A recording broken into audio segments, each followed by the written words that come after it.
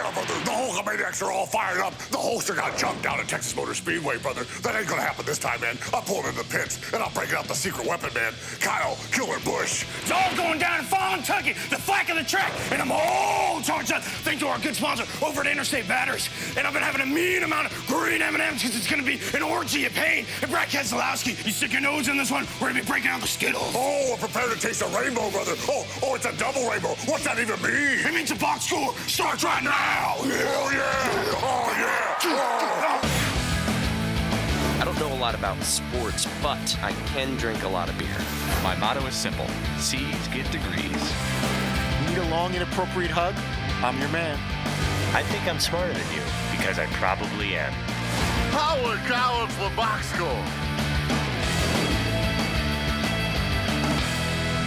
Hello and welcome to the Box Score. I'm Brock in Los Angeles. They are the Danettes in Milford, Connecticut. Guys, believe it or not, we are halfway through the NFL season. McLovin, which team has surprised you with how bad they are?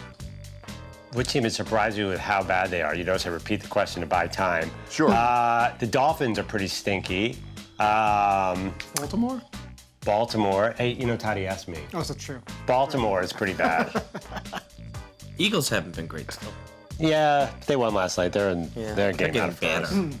Well, one team that's sort of been... He asked me. Yeah, well, of course. We went to the expert. The Cowboys, there have been high hopes for them, but with the injuries and, of course, no running game, they have dropped the last 6.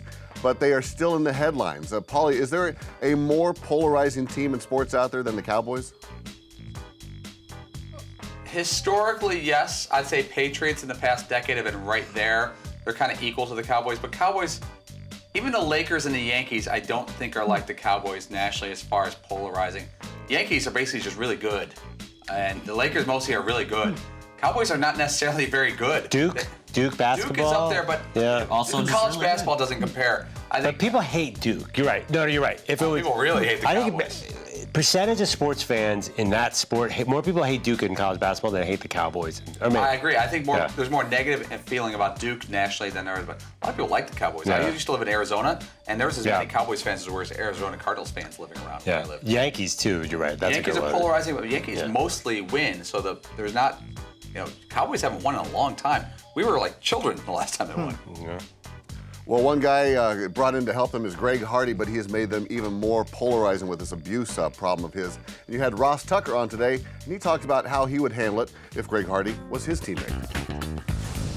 I probably wouldn't like it, but I'd be very happy when he got sacks and made plays to help us win, if I'm being honest. I mean, I'm writing my column this week, Dan, and there's guys I played with that I knew were bad people, but a lot of times, they were our best players, and that wasn't my judgment to make, and I was happy when they scored touchdowns. I mean, a couple of them I can think off the top of my head were Pro Bowlers, but they were dirtbags off the field, but they were good.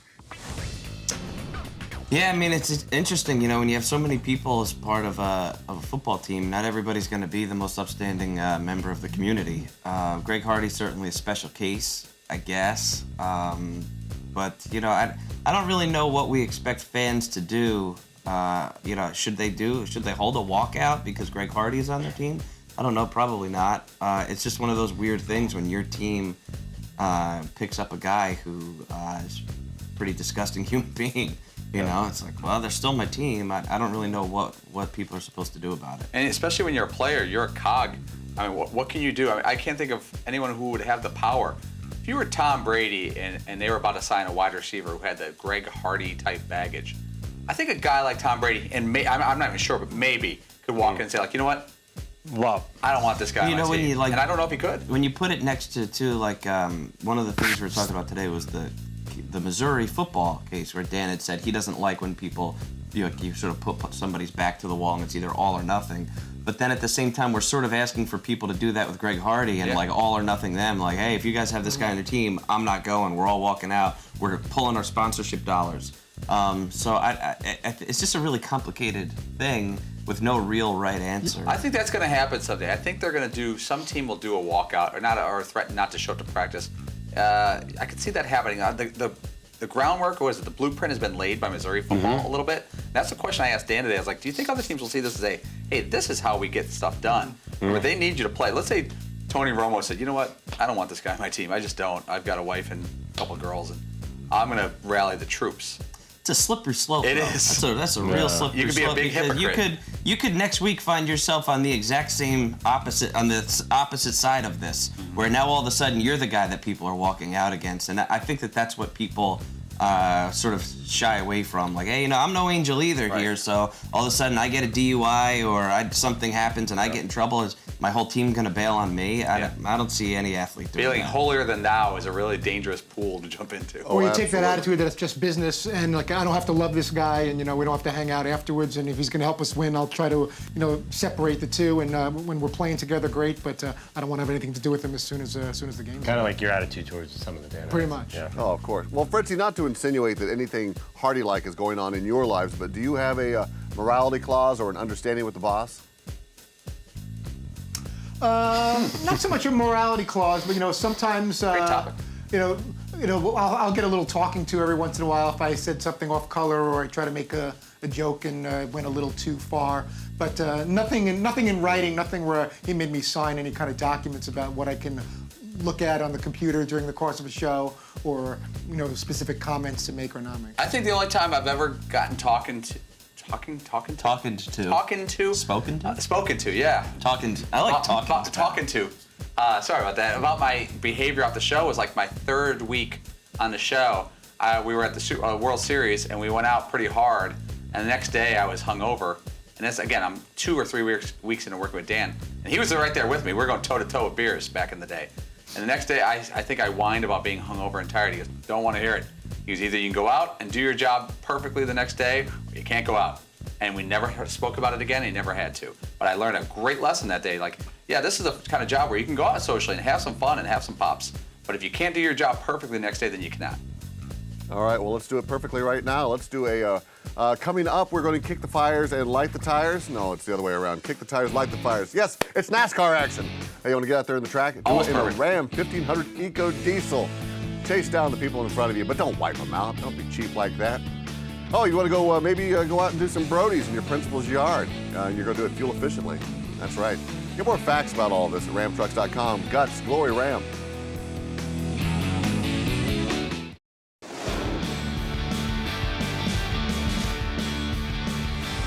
All right, welcome back to Boxer. You guys had NASCAR stud and El Cajon native Jimmy Johnson on the show today. Paulie, who would be on your Mount Rushmore of NASCAR? Wow, I'm surprised you didn't say he's got big El Cajones with that intro there. I forgot. Mount Rushmore NASCAR. Checking my math, Mount Rushmore has 4 presidents on it. So I'm going to go. There's Richard Petty. There's Dale Earnhardt Sr. There's Jimmy Johnson, 6 for 6. You can't ignore that. I mean, he is a all-time winner. Jimmy Johnson's he's on there. He has to be on there. Jeff Gordon is in the mix. Tony Stewart's in the mix. David Pearson's in the mix. Buddy Baker. That 4th spot is up for grabs.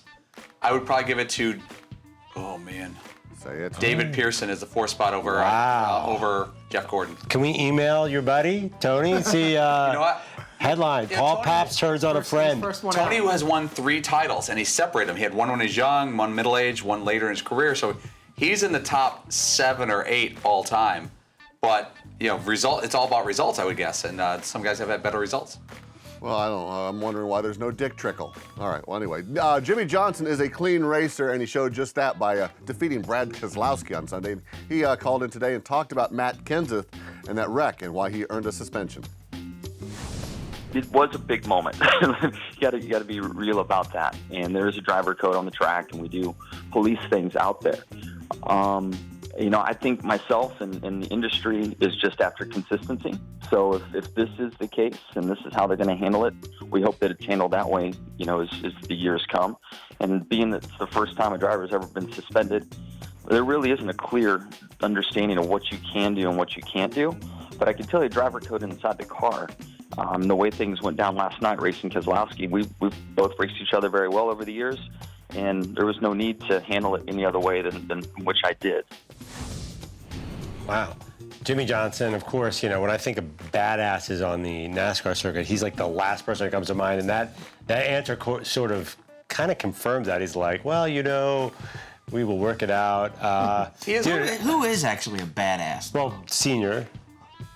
Dale Earnhardt, so you're Kyle on-track Busch? badass? Well, no, like currently, like right now, I understand there are people who play that role. Right.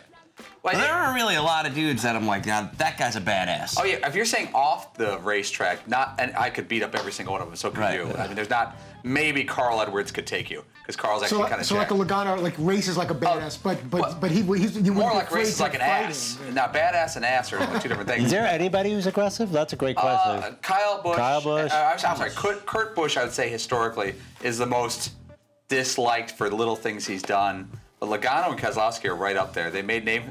Unfortunately, they made names for themselves for being great racers and for being. Well, who's the closest to Dale Earnhardt Sr.? Is it Oh man. Junior? I'm honestly asking. I would say I don't think there is one because Dale Earnhardt Sr. was more of a guy like he was kind of the bully, but he was kind of a clean bully. He always let you know there. He was the kind of guy who would like walk past you and get in your line of vision when you're doing an interview before a race. He was an intimidating. Like he would walk behind people. Let's say some rookie was doing an interview. He'd be like, "I'm gonna get you today." Because there's a difference between intimidation and reckless bad driving that's completely. going to put other people at risk. Nice, Fritzy. Well, yeah, and I don't know why McLovin's trying to be a babe in the woods there because back in 2010, I think you went and paid off a mechanic to get the fastest go-kart in the Danette go-kart race. This is dirty pool as it I goes. remember that. That's where we're going. Yeah, this is legendary. This is legendary. But I mean, I don't think Dale Earnhardt Sr. would have done that. But as a competitor, he may have respected you. You're like little intimidator. Dude, you have no idea how upset. I wish we had a camera on Paulie's face when he's hitting the thing as hard as he can, trying to win so bad. He's like, it's not working. It's not working. What's going on? Not working. Hold on, it's not working. And you're just like, hey, yeah, the race is. And yeah. That's great. Good time. We should do it again. Seton, Jimmy was said the first concert he ever attended had a lineup of Metallica, Guns N' Roses, and Ice-T. What was the lineup of the first show you ever went to, and what was the best lineup of the show you went to?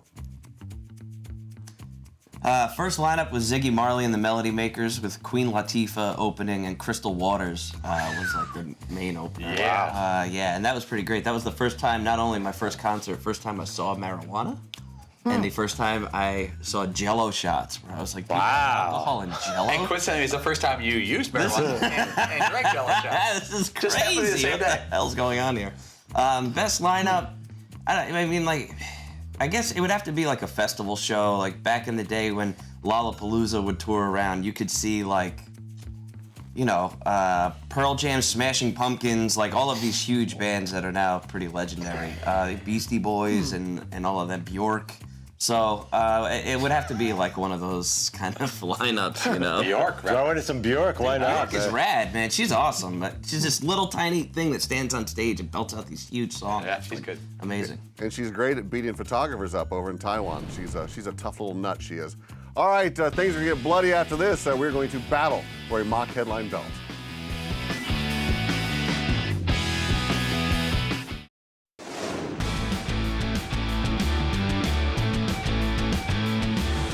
Welcome back to Box Score. Guys, fall is quickly turning into winter. The slopes are open, the flannel is getting worn, and hot toddies are getting consumed. Not that kind of hot toddy. No, not at all.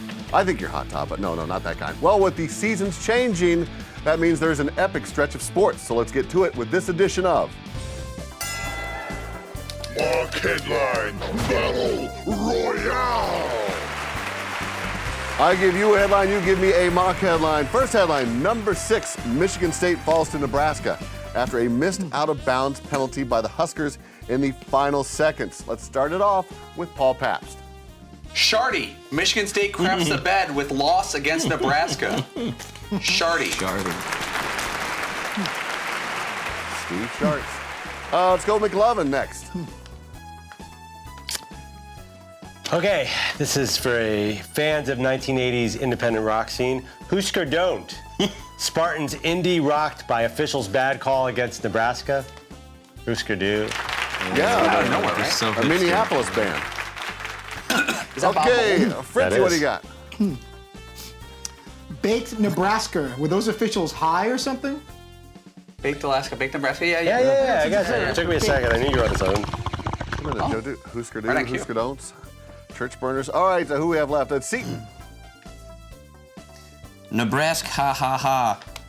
Michigan State clearly doesn't get ref sense of humor.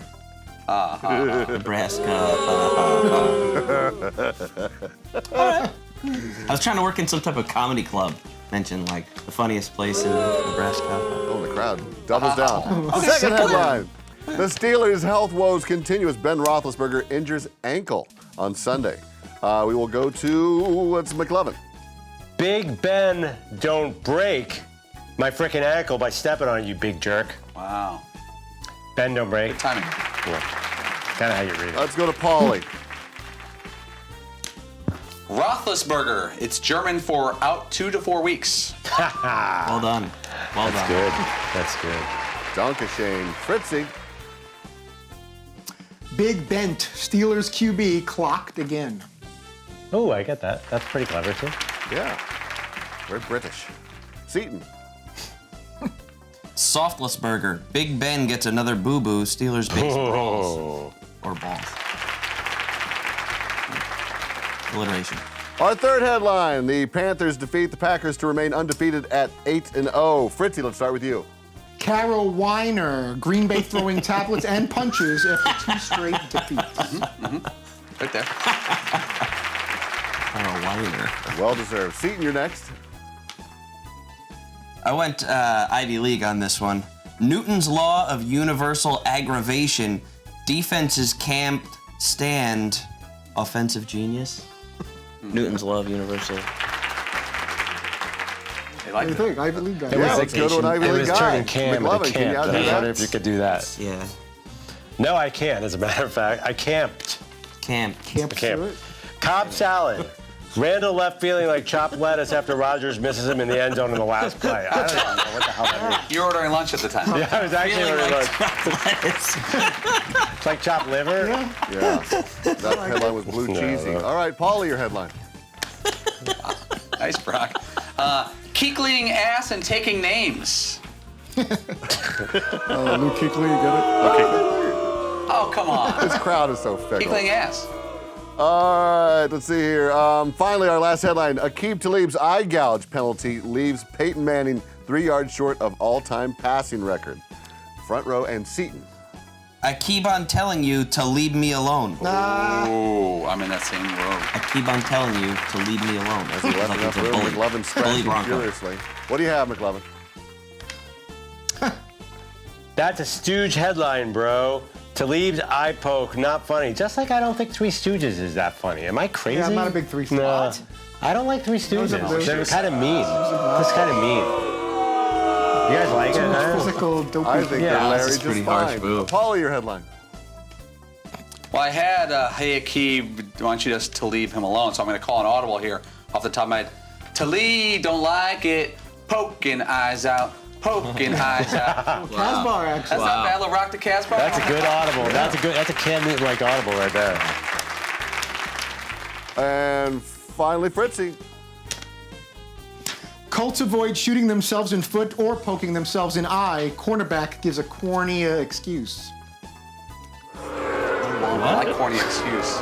Long way to get to cornea. Yeah, corny excuse What was would the have been a first good one? I don't You just understand. talking to Was us? there something Corny funny in the Because first? didn't Andrew Luck say we avoided shooting themselves in the foot? Yeah. Yes, So I Andrew, played he off of did. that. Oh, the We played Mock it on the Headline show. Championship belt goes to Who's listening? Talib. Don't like it. Give Paulie the belt, baby. Rock the Casbah. Rock the Well Casbah. done. Congratulations. You know, this is for all the kids out there. All right, don't go away. We're slowing down and making time for family. But first, this is the box score. We are taking a break to remind you that the Ram Heavy Duty, with its best-in-class towing, torque, and horsepower, doesn't need one. Get more facts at ramtrucks.com. Guts, glory, Ram.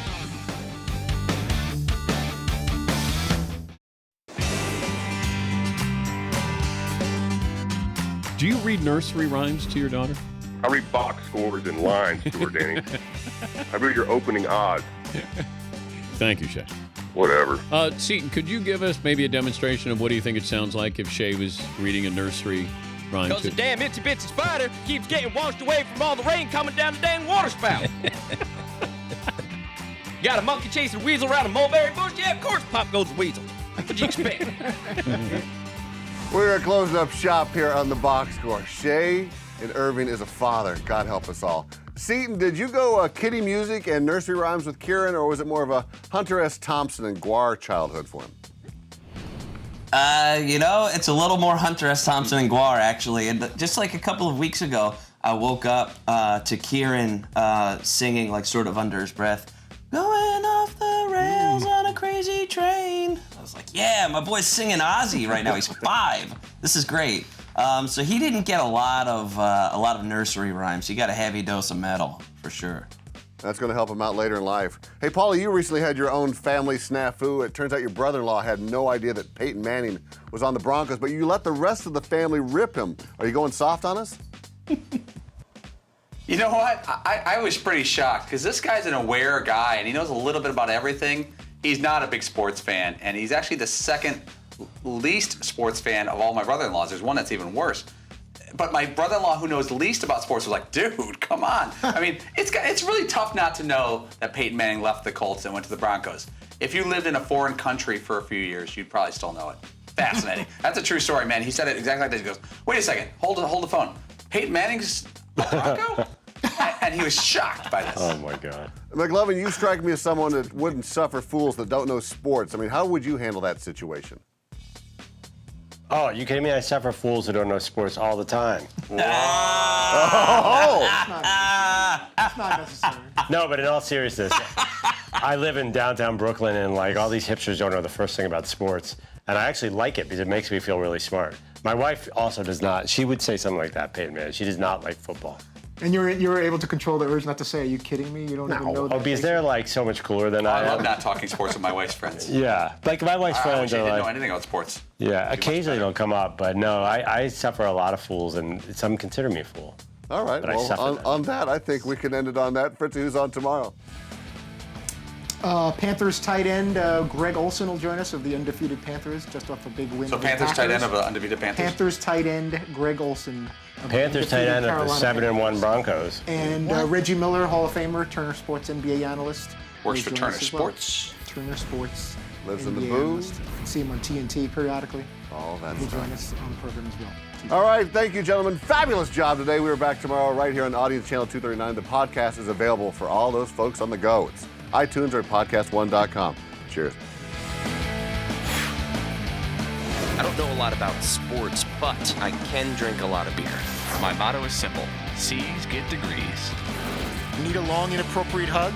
I'm your man. I think I'm smarter than you because I probably am.